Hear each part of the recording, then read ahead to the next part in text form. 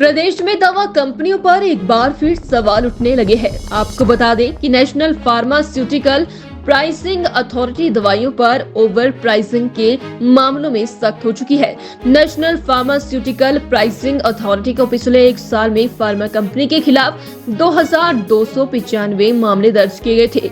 State drug controller के सहयोग से दवा की ओवरडोज प्राइसिंग का पता लगाया है।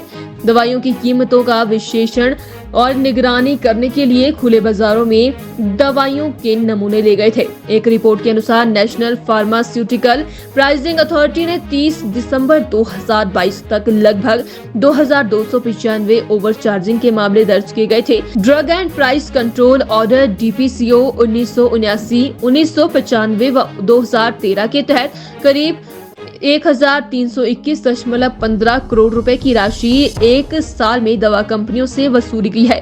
फार्मास्यूटिकल विभाग की एक रिपोर्ट में आ गया है कि ब्याज के साथ साथ ओवर चार्जेस की राशि की वसूली के लिए कार्यवाही लगातार जारी है और जब भी कंपनियां NPPA द्वारा अधिसूचित कीमत से अधिक कीमतों पर अधिसूचित फॉर्मुलेशन की बिक्री करती पाई जाती है तो ऐसे कंपनियों के खिलाफ संबंधित प्रावधानों के तहत कार्यवाही की जाती है और कंपनी पर ब्याज सहित अधिक राशि वसूली जाती है। प्रदेश में दवा कंपनियों पर एक बार फिर सवाल उठने लगे हैं। आपको बता दें कि नेशनल फार्मास्यूटिकल प्राइसिंग अथॉरिटी दवाइयों पर ओवर प्राइसिंग के मामलों में सख्त हो चुकी है।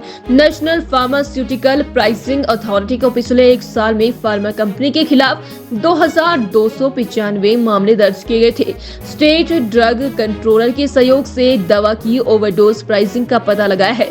दवाइयों की कीमतों का विश्लेषण और निगरानी करने के लिए खुले बाजारों में दवाइयों के नमूने ले गए थे। एक रिपोर्ट के अनुसार नेशनल फार्मास्यूटिकल प्राइसिंग अथॉरिटी ने 30 दिसंबर 2022 तक लगभग 2295 ओवरचार्जिंग के मामले दर्ज किए गए थे। Drug and price control order DPCO 1979, 1995 व 2013 के तहत करीब 1321.15 करोड़ रुपए की राशि एक साल में दवा कंपनियों से वसूली गई है।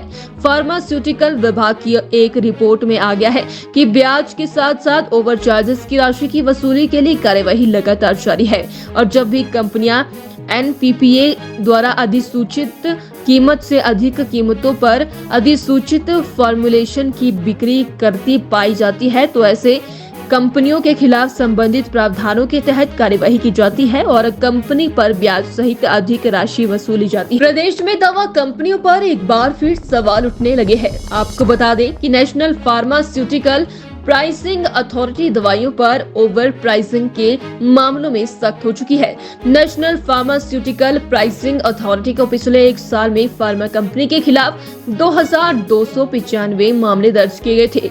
स्टेट ड्रग कंट्रोलर के सहयोग से दवा की ओवरडोज प्राइसिंग का पता लगाया है।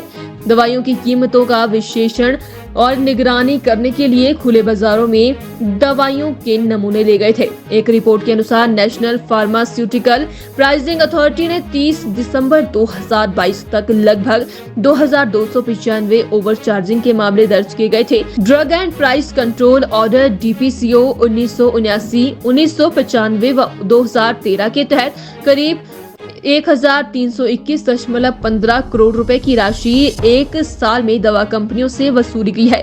फार्मास्यूटिकल विभाग की एक रिपोर्ट में आ गया है कि ब्याज के साथ साथ ओवर चार्जेस की राशि की वसूली के लिए कार्यवाही लगातार जारी है और जब भी कंपनियां NPPA द्वारा अधिसूचित कीमत से अधिक कीमतों पर अधिसूचित फॉर्मुलेशन की बिक्री करती पाई जाती है तो ऐसे कंपनियों के खिलाफ संबंधित प्रावधानों के तहत कार्यवाही की जाती है और कंपनी पर ब्याज सहित अधिक राशि वसूली जाती है।